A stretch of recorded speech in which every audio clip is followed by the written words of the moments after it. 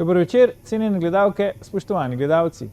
Moje ime je Aljuš Pertinač. Slovenija nima predsednika vlade, ima pa despojno prvo konkubino v državi Tino Gaber, vi pa spremljate najbolj politično korektno oddajo slovenskih televizij.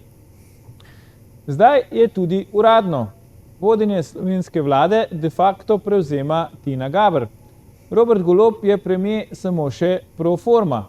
Te ključne odločitve torej sprejema oseba, ki se tradicionalno preživlja tako, da je spremljevalka bogatih moških.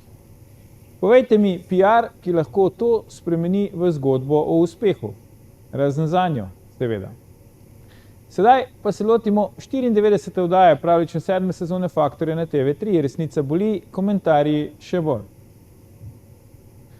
Danes bomo za vas komentirali, bo Golob res oddelal, bo premier Golob mandat res oddelal do konca.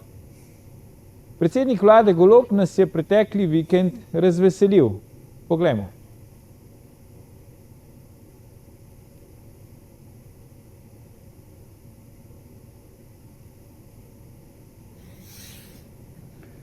Zadnji dan dobivam cel kup sporočil.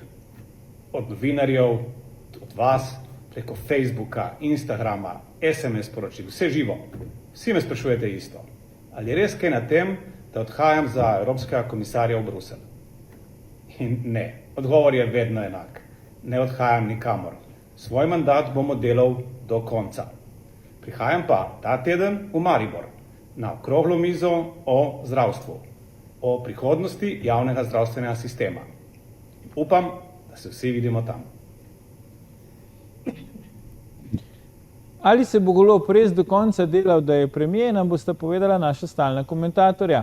Dr. Boštjan Marko Turk in Marko Pavlišič. Boštjan, Marko, toplo pozdravljeno v Faktorju. Dobro večer. Dobro večer. Marko, a si ti bil med tistimi, ki so premierju pisali, pošiljali SMS-e, pisali na Facebooku in ne vem, kje še vse?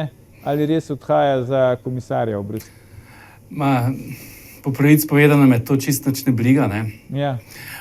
Bi pa rekel, da ne vem, ponavadi influencerji začnejo nekako svoje nastope s tem, da so dobili ogromno enih vprašanj in potem pač podajo odgovor, ne, zdaj, a jih je res kdo vprašal ali ne, tega nikoli ne bomo vedeli, ne. Ampak jaz bi rekel, že to, da je šel odgovarjati na ta način in bo rekel ne, da bi ga kdo vprašal konkretno, recimo na kakšni oddaji ali pa ne vem, na Dnevniku, ampak da je sam potem dal ta odgovor, pomeni, da o tem definitivno razmišlja, ne. In po svoje se bi bilo nenavadno, če ne bi razmišljal o tem, ne. Sej, ali pa da ne bi Tina razmišljala o tem, ker vseeno mesto evropskega komisarja se sliši zelo privlačno, plača je verjetno boljša, kot je plača predsednika vlade, Bruselj se sliši precej boljše kot Ljubljana, ne. Tako da jaz mu ne bi čist nič zameril, da bi razmišljal o tem, ne. Zdaj si pa začel oddajati za vprašanjem, ali bo on oddelal do konca, ne. Zdaj, Ja, tako pravi, ne? Tako pravi, ne, samo to delo pri njemu, zdaj nekako 2 leti ta vlada, ne, prav veliko rezultatov tega dela pa ni videti, ne, tako da, ja, morda bo zdržal do konca mandata, ne, ker politično realno moramo tukaj pogledati, ne, težko bo kdo drug dobil glasove, da bi ga recimo zamenjal, ne,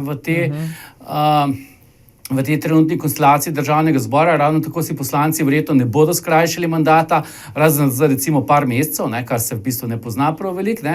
Tako da jaz tukaj vidim, da bi on komot lahko vladal do konca, oziroma ne vladal, da bi bil pač na mestu predsednika vlade do konca mandata. Zdaj, koliko bo delal, koliko ne, pa ne vemo, ne. Pa morda še dodam to, da morda to sploh ni tako slaba novica, ne, ker morda je boljše, da nič ne delajo, kot pa da bi realizirali vse te ideje, o katerih govorijo, ne, ki pa so v resnici, slišijo se precej škodljivi za državo, ne. Ok.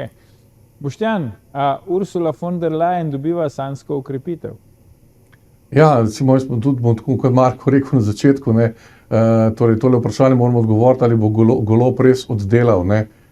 Torej, zdaj, jaz mislim, da če to recimo sinonimno bo preživel, ne, ali bo ta naš Golob, ki ga najbolj skrbi za slovenski narod in za poplavljence in za prizadete vseh katastrofah preživel to do konca mandata, ne, bolj umestno vprašanje bo, ali bo to oddelovanje oziroma obdelovanje slovenskega naroda preživel ta narod slovenski sama, ali bo on, bi rekel, na koncu še živ pri vseh teh eksperimentih. Ne. Kar se tiče, bi se z Markom strinjal, ne, seveda, ker Golob, ti si sjajen analitik teh njegovih tako imenovanih laži. Ne.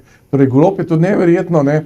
To je dobro, da ima kronista v tep, ne, na Požareportu, ne, ker ti recimo tako brižno popisuješ, analiziraš z ogromno talenta njegovo psihologijo. Ne. Recimo, on bi, mislim, po mojem bi te moral posebej nagraditi, ne, recimo, če bi se z menoj nekdo tako ukvarjal hočem reči, ne, mislim, ne, in tam, če tebe človek resno jemlje, ne, in jaz te zelo resno jemljem, ne, iz tega sledi, da je Golob tako neke vrste, ne se mi ta primera ne prešteva v greh kot Kristus, ne, ki pravi, levica ne ve, kaj dela desnica, ne, levi del ust ne ve, kaj govori desni del ust in desni del ust ne ve, kaj govori levi del ust, ali levi del ust včeraj ni vedel, kaj bo jutri govoril desni del ust in levi del ust po jutrišnjem ne bo vedel, kaj je predvčerajšnjem govoril desni del ust. Tako da nekako to gre, ne. In naš Golob sploh pa in vse tukaj, kar ti praviš.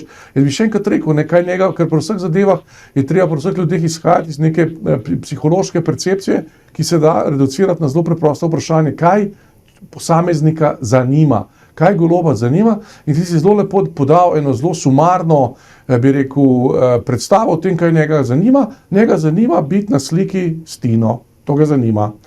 In to je pač to, ne? In v okviru tega premetava to, ali bo šel v Bruselj, ali ne bo šel, predvsem je tu en seveda velik problema. Ne? Ne vem, veliki, ne?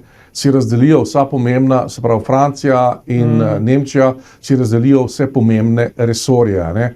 Za male potem ostanejo nepomembni resorji, recimo kot demografija pa demokracija, recimo, ki ima Dubravka Šuica, ne, zanimivo, ker Evrope ne skrbi ne demokracija, ne demografija, pa kaj naš Pepe tam neki se trudi okrog tega, da povzroča, da odpravlja naravne katastrofe. Nekaj tazga, ampak mora biti naravne katastrofe, da se on z njimi ukvarja, do njih mora prijeti na drugih kontinentih. Tako da, pač, če mi Golob resno, ali pa če recimo naša Tina računa, da bo njen fant dobil mesto sekretarja za energetiko, je to tako, da bi jaz razmišljal, da bom jutri nastopil na mest papeža Frančiška na balkonu Vatikana. Ne bom, ne? Pač ne bomo. Ne? In tudi on ne bo sekretar za energetiko, zato ker lahko pa bo, recimo, če se bo to sestavljalo karkoli, bo recimo sekretar za komisar, misliš verjetno. Oprostite, komisar, bo komisar. Sekretar za energetiko je že bil na začetku kariere, se spomniš? Hočem reči, komisar, ne, se pravi Evropske unije, to, kar se govori, bo recimo komisar za raziskovanje, ne vem, melioracije na vpliv gojenja hišne gliste, recimo. To recimo, s tem bi se Evropa zadovoljila, glede na težo, ki jo Slovenija trenutno ima, ne, ob tem, da pač vsa ta vlada ustvarja še eno sporedno zadevo poleg katastrofe doma, popolno devalvacijo ugleda Republike Slovenije. Čakaj, Boštjan, nekam si nam ušel zdaj, ti govoriš, ampak vidimo te pa ne. Aha. Vidimo Marko, Sej dobro, da me slišite, ne, se pravi, in to je to, ne, zdaj, jaz mislim, da bo on naredil pa vse, ne, ker to pa on je prepričan, da je on najbolj pameten, ne, samo kakšna krivica, da mu še niso Nobelove nagrade, ampak tudi to pride, ne. Če pa že v tem dvomu ga pa Tina potolaš, poglej, samo počaki naslednjo nominacijo, pa si ti na vrsti, in on bo vztrajal do konca na tem mestu. Torej, kdor misli, da bo njega kar pospravili nekam, pa da bo kar prišel nek drug, se je zmotil, ker ta človek se bo boril do konca, in tudi Tina ga bo tukaj zelo podpirala z vsemi, bi rekel, orodji, ki jih ima, začenši z lutrijami. To bomo imeli pravo parado podpore našemu fantu od naše Tine. Ne? Super. Zdaj, Boštjan, Marko, načeloma, če pogledamo, rejtingi vlade so rekordno nizki, praktično manj kot četrtina Slovencev še podpira vlado, tudi rejting stranke Gibanje Svoboda je strmoglavo, Golob je sam osebno strmoglavo na lestvicah priljubljenosti politikov, čaka ga postopek pred KPK, ki ga sicer poskuša z neko pravno telovadbo pač preprečiti in tako naprej in tako naprej. Zdaj, logično bi bilo, da razmišlja o nekem izhodu in kot se tudi vidva omenila, pač izhod v Bruselj bi bil eleganten. Zdaj, če ne razmišlja o tem izhodu, kaj mislite, da ga še drži tu, kaj ga še motivira? Mislim, drži ga definitivno oblast. Mislim, oblast in privid moči, ki jo s tem ima, je, rekel, močna močna motivacija, ne, in to ga definitivno drži. Zdaj, a ima dejansko kaj od tega ali ne, to bo on sam najbolje vedel, ne, definitivno državljani prav veliko tega nimamo, ne, oziroma imamo stavko zdravnikov, imamo stavko delavcev na upravnih enotah, imamo stavko kmetov, imamo stavko tožilcev, pa verjetno sem še koga pozabil, ne? Nimamo pa nobene reforme, nimamo nobenih strukturnih sprememb, ki bi jih potrebovali, imamo visoko inflacijo, in tako da državljani od tega nimajo prav veliko, ne. Boštjan, kaj ti meniš?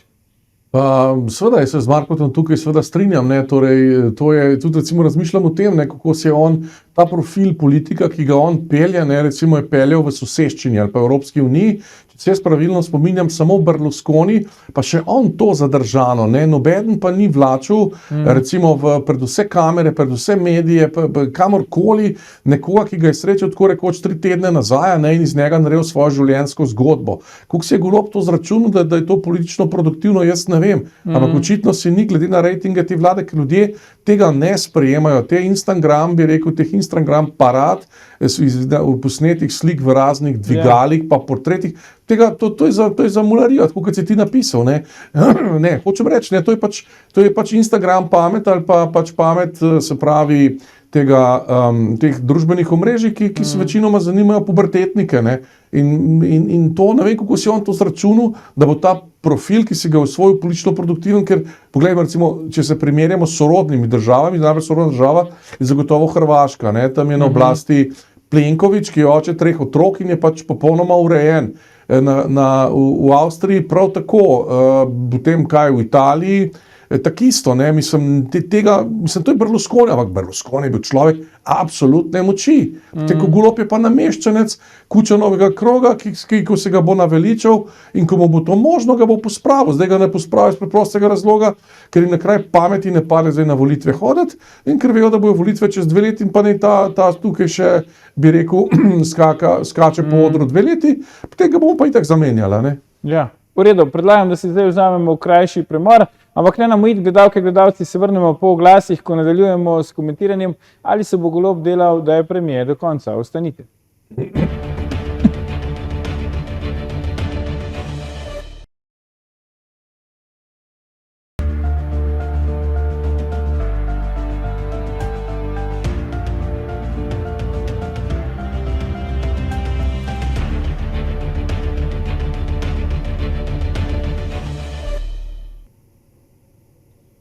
Ponovno pozdravljeni, z nami sta še vedno Boštjan Marko Turk in Marko Pavlišič, pogovarjamo pa se o tem, ali se bo Golob do konca delal, da je predsednik vlade.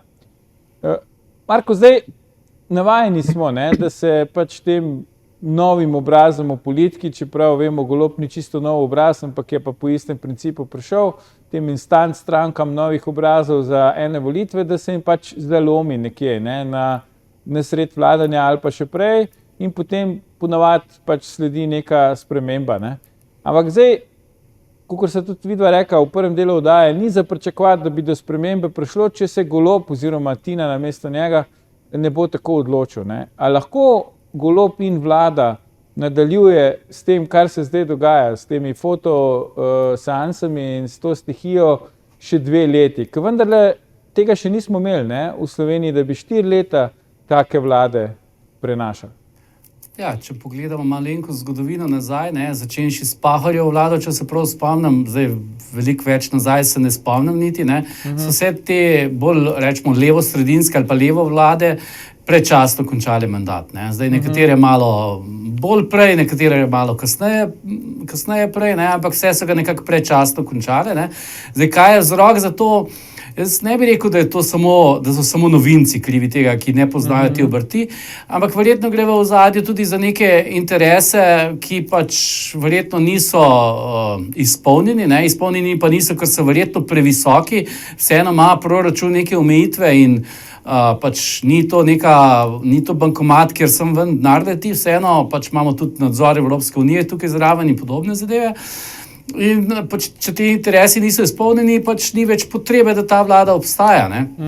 Ja, definitivno lahko to še 2 leti traja, ker v Sloveniji poznamo inštitut, se pravi, konstruktivne nezaupnice, ne moreš kar predsednika ko on zgubi recimo tudi večino v parlamentu, to še nikakor ne pomeni, da bo tudi nehal biti predsednik vlade. Ne. Potrebno je izglasovati mu konstruktivno nezaupnico, kar pomeni, da mora nekdo drug dobiti več kot polovico glasov poslancev. Zdaj, trenutno nekak edini resen kandidat, če ocenim tako, je Janez Janša in ta pa ne bo dobil. V tej sestavi državnega zbora ne more dobiti, bo rekel, več kot polovico glasov, ne. Zato, ker tako SD kot Levica ga nikakor ne bodo podprli, ne, kar pomeni, da ta vlada lahko, čeprav manjšinska, obdrži se do konca mandata. Ne.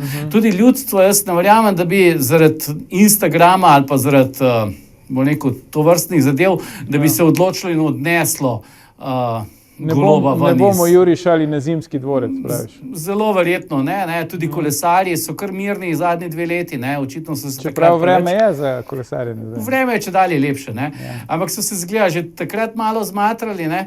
Zdaj, vseeno, če se bo ta val stavk nadaljeval, ne, se bo marsikdo začel spraševati, ali to res še kam pelje, in edino, kar v bistvu lahko ogrozi njegov mandat, so v bistvu odstopi ministrov. Ne. Če se bi kar nekaj ministrov odločilo za odstop, potem pa se lahko zgodi tudi kaj takšnega, da pade. Mislim pa, da Golob sam odšel ne bo, če mu pa ponudijo mesto evropskega komisarja, ne, to bi pa tudi znalo pomagati. Ja. Zdaj, Boštjan, kar nekaj glasov se je oglasilo, ne, zdaj ob tej aferi Golob-gate in tej zlorabi pač davčnih tajnosti za politične obračunavanja in obračunavanja za drugače mislečimi, ampak se mi zdi, vsaj meni osebno, da najbolj je pa v tem odmeval molk Janeza Janše. Kako miren je lahko po tvoje ta hip Janez Janša, lahko sedi s prekrižanimi rokami in čaka, da se pač Golob pogonobi v lastnem zosu? Bo Golobu uspelo, da bo omogočil Janši rekordni rezultat na naslednjih volitvah po tvoje? Rezultat je odvisen od modrosti in presodnosti slovenskega naroda. Tle jaz načeloma nisem velik optimista, ne, zato ker vsemu temu bi se lahko pač izognila. Ne. Golob je se pokazalo, pa smo mi vsi vedeli. Ne. Se mi, da sva imela oddajo, to je bilo, mislim, da marca 2022, kjer so pač razgalila Goloba, kdo to je, pa še prej je bilo to, ker se je on, ko mi pojavil mislim, temeljni problem je drugod, mislim, temeljni problem je ta, kako se je lahko Golob rodil in napravil, ne. To je temeljno vprašanje, ki si jaz zdaj, bi rekel, v tej študiji, ki je zdaj zaključena in gre počasi bo šla med bralce, ki si ga zastavljam, ne, in odgovarjam zelo enostavno. Ne. Golob je rekel, to je bilo takrat, mislim, da januarja, ne, ko je ustanovil Svobodo, je rekel na zborovanju, je rekel, v državi vlada fašizem, jaz vas bom osvobodil, zato ustanavljam Svobodo. Jaz sem se vprašal, in to je potem strahovito delovalo, in sem se vprašal, poslušajte, ali ni bilo to že enkrat v zgodovini slovenskega naroda in je strahovito delovalo? Da, bilo je. Tako imenovana Osvobodilna fronta oziroma tako imenovani prijatelji Društva Sovjetske zveze, Društvo prijateljev Sovjetske zveze, so napravili to stvar, so rekli, v deželi je fašizem in mi vas bomo osvobodili. Ne? In potem smo imeli državljansko vojno, vemo, ko se je končala, vemo, da je 250 000 Slovencev v 50 letih odšlo nepovratno iz domovine, bodisi kot ekonomska, bodisi kot politična emigracija in tako naprej. In to je uničujoč recept, ampak ta recept je narod zvolil, zato ker je narod pripravljen, bi rekel, prepariran na nekaj takega in racionalnih zadev, zato ker slovenski narod v žal vse preveč odločujoči plasti ni narod politično, racionalno in razumno mislečih ljudi, ampak zaradi pač izkušnje, ki smo imeli skozi zgodovino, da smo bili ves čas, bi rekel, drugorazredni oziroma pač podložniki nekega imperija s centrom, upravnim središčem zunaj absolutno našega ozemlja, smo se oblikovali v narod razčustvenih ljudi, razčustvovanih ljudi, taki smo, mislim, ne večina, mislim, oprostite, ja, večina, mislim, ne vsi, ne, ogromno ljudi je pač, ki so popolnoma racionalni, recimo 500 000 volivcev je v Sloveniji še vedno racionalnih, ampak kaj žal, ko zdaj je pokazalo se je, da jih je pa pač skoraj samo 400 000, ki so pač popolni ujetniki, to, kar jaz imenujem štokholmskega sindroma. Golob je obljubil, delal vam bom slabo, kri bo tekla, davke bom dvignil, meje bom odprl za migrante, vse to vam bom naredil in so ga volili. Jaz sem bil prepričan, da tazga človeka ne moreš voliti. Ni politika na Zahodu, kjerkoli, ki bi rekel, dvignil bom davke pred volitvami. On je to rekel. Jaz se spomnim Aleša Hojsa, če že govorimo o Janši, se spomnim Aleša Hojsa na enem od soočenj, ki je rekel, mi vam bomo dali 13. božičnico in tako.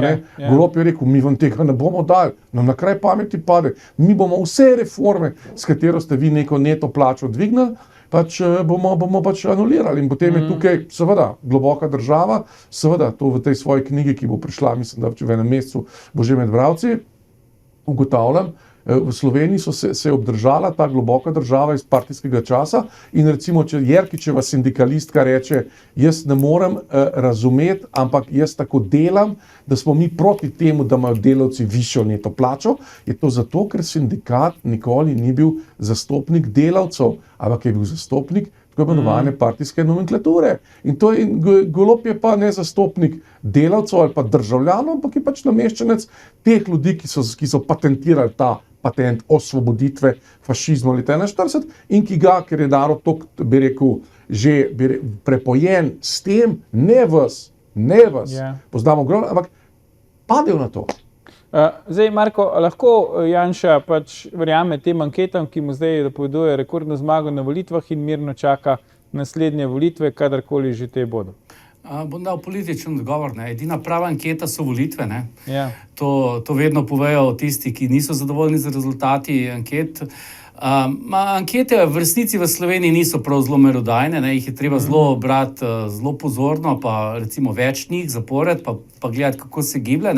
Velikokrat so tudi v vlogi ustvarjanja javnega mnenja, ne merjenja javnega mnenja.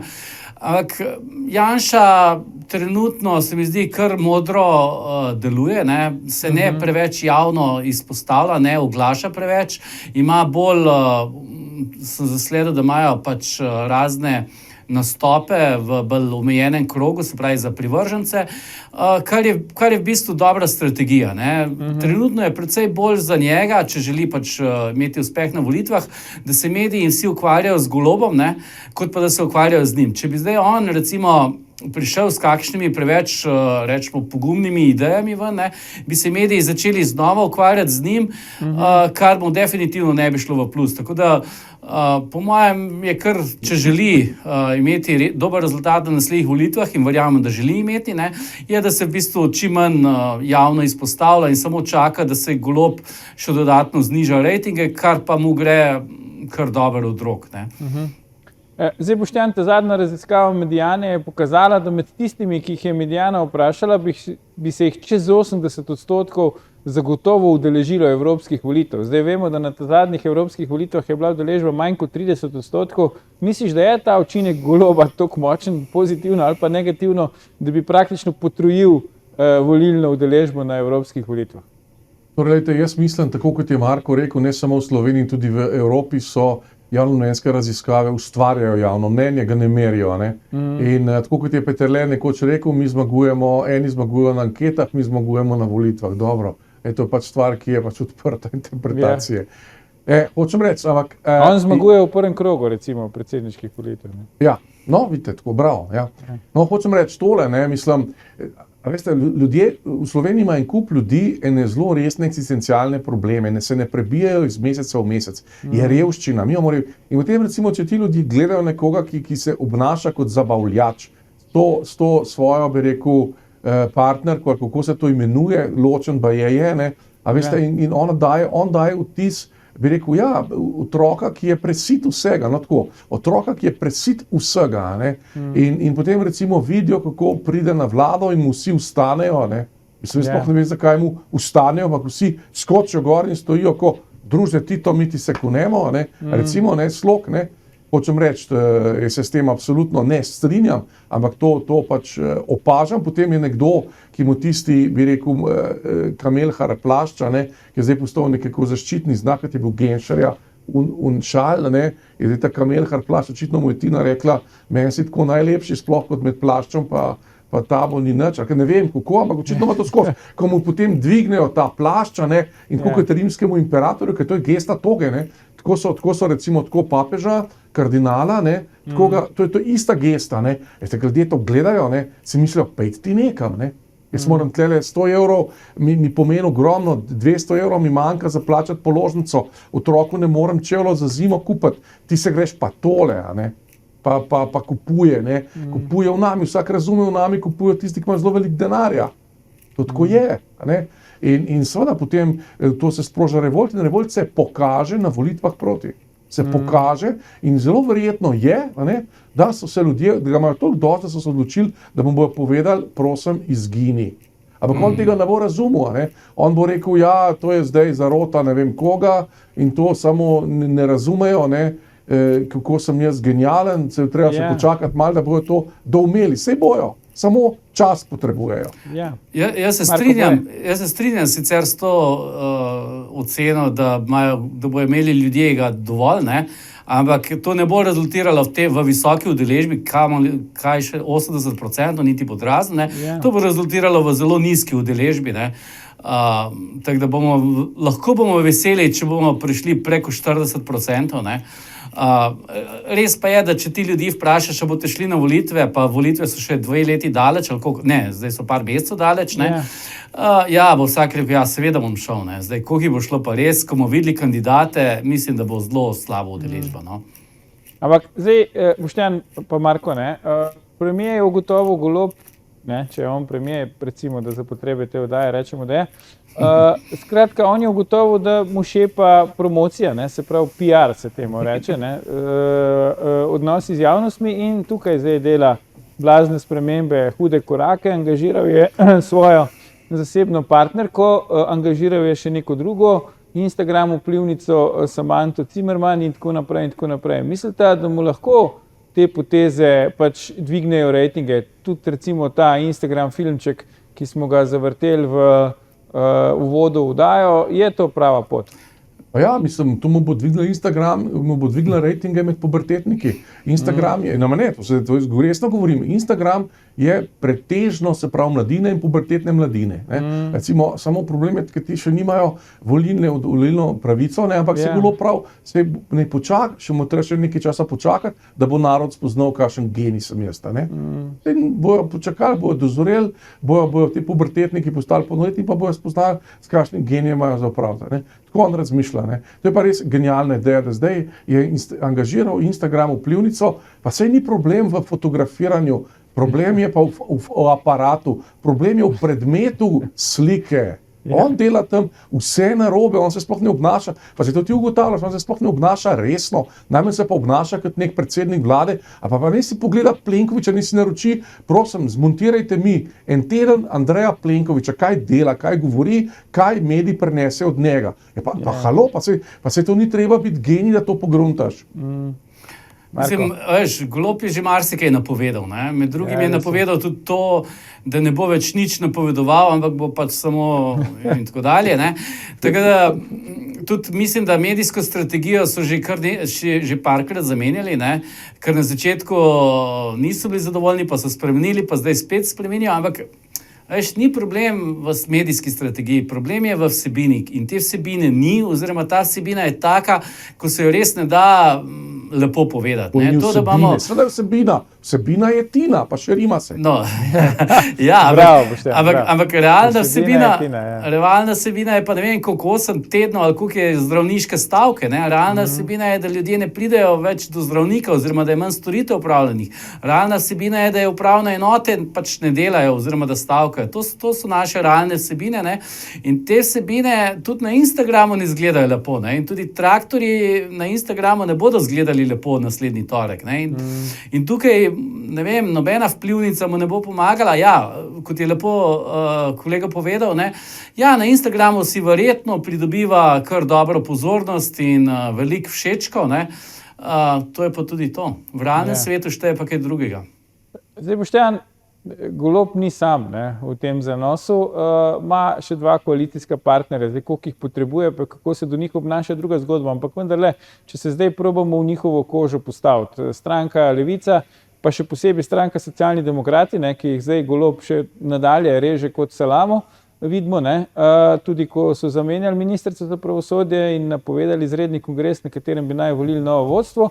Zdaj, kakšna je po tvojem mnenju politična računica Levice in SD, da še vztrajata v tem pač cirkusu? Ja, Levica je presrečna, ker si ustvaril zdaj nek prostor, da ima mir in da lahko vse te svoje najbolj trčene ideje promovira. Recimo, da Malevec zdaj šajtrga okrog leta pa gradi 30,000 stanovanj. A si ga videl, res to počne? Ja, ne vem, je se tako so rekli, zdaj bi bil pa že čas, jaz ne vem, da mislijo začeti. Da Luka Mesec zdaj, da je tole štempljanje, bi rekel, mašine instalira po celi državi, pa ne vem, kaj imajo še vse te res ideje, pa da uničijo slovenščino, to so pa resno in to, pa poslušajte, ampak to, kar mene boli in kar je največjih problemov, o katerih se razen tukaj ne govori, je to, da bodo v eni generaciji spravili slovenščino v javni rabi kot manjšinski jezik in to dela inštitut Frana Ramovša, ZRC SAZU, konkretno ta nagrajenec za 10 jabolki, zvestobe, lepote ali ne vem čema že, se pravi Kozma Ahačič, Ramovš se v grobu obrača. To dela oddelek za slovenistiko, ki podpira Ministrstvo za kulturo v teh norostih, in Toporišič in Breda Pogorevčeva, velika profesora slovenščine, v 80 letih velika borca za pravice slovenščine proti srbohrvaščini, se v grobu obračata. Ampak če ne bo, in to dela, recimo, to je zdaj Levica ima blazno veselje, da uniči vse, kar pride, da zdaj uničujejo. V eni generaciji bo slovenščina postala alternativni manjšinski jezik, če se bodo ti trendi, kot so zdaj, nadaljevali. To se dogaja. In to je usodno. Sploh usodno v kontekstu sveta, ki nastaja, ki pa je ta svet, ki nastaja, svet, ki ga nismo poznali do korone, in ta svet je nepredvidljiv in nevaren. Svet vojne, nasilja in neobrzanih pohlepov. Ja. Levice, povej, Marko, Levica pa SD. Levica v bistvu izpolnjuje svoj program, ne? Oni so lahko srečni, oni so lahko zadovoljni v bistvu s takim predsednikom vlade, ker se v bistvu ne vtika prav veliko v njihovo delo, morda in kako idejo umilijo, ampak v resnici Levica je edina v tej vladi, ki sledi svojemu programu. Pustimo to, da se jaz s tem programom ne strinjam, da se meni zdi škodljiv, ampak iz njihovega vidika je pač oni v tej vladi izpolnjujejo svoj cilj. Ne razumem pa tukaj socialnih demokratov, že to, za katera ministrstva so si vzeli, je bilo čudno, niso bila nič kaj zelo socialna. Zdaj, kako jih pa zdaj seklja kot čebulo, in kako si to ta stranka, ki ima v bistvu v tej druščini najdaljšo zgodovino, kako si to pusti, mi pa tudi meni ni jasno. Meni je pa popolnoma jasno. Ja, mislim, verjetno ne gre tukaj več za interese stranke, gre za interese pač posameznikov, ki so tam na nekih položajih, ki jim ustrezajo, in so pač zato, da ostanejo na tem položaju, da imajo, če tako rečem, svoj fikus šoferja in varnostnika, so pripravljeni požreti vse, kar je pač Golob servira. Zdaj, ampak ne razumem socialnih demokratov, hkrati pa ne razumem tudi Goloba tukaj. Sej na ta način on tudi sam sebe v bistvu spodkopava. Ne vem, če se on verjetno se niti ne zaveda, da če pač bo nadaljeval s tem, mu bojo enostavno obrnili hrbet, prej slej se bojo naveličali, in potem tudi njemu ne bo več tako lepo. Boštjan, ti praviš, da razumeš?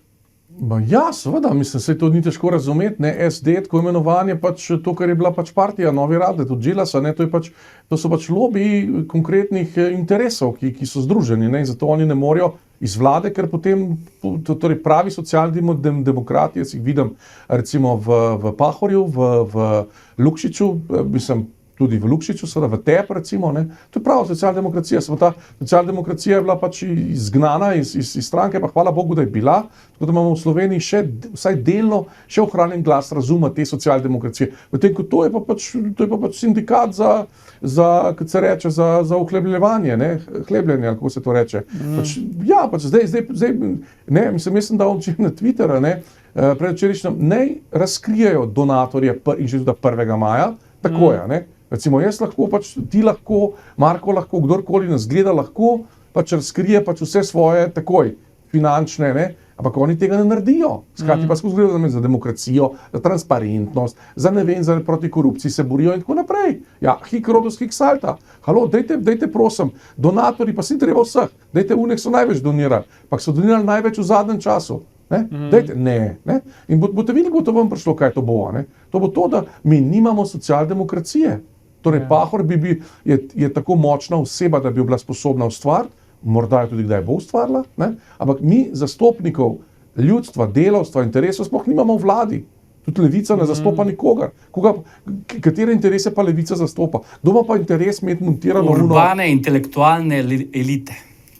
Halo, elite, intelektualne elite, halo?